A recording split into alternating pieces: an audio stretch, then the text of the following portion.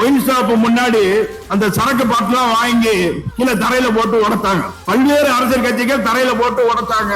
அவங்களெல்லாம் காவல்துறை வந்து அரெஸ்ட் பண்ணாங்க. ஏன் அரெஸ்ட் பண்ணாங்க? அரசாங்க சொத்துக்கு பங்கமம் விளைவித்தால் அரசாங்கம் கைது செய்யும். அந்த வகையில தான் இன்னைக்கு மதுவும் அரசாங்கத்தின் சொத்தாகவே கருதி அதை பாதுகாத்துக் கொண்டு இருக்கிறார்கள். நமது மக்கள் முன்னேற்ற கழகம் நிச்சயமாக மதுக்கடை போராட்டங்களை நடத்தும், பாட்டிலை அடித்து உடைப்போம், வலுவான போராட்டங்களை நடத்துவோம்.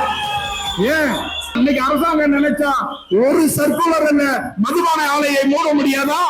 ஏன் மூட மாட்டாங்க?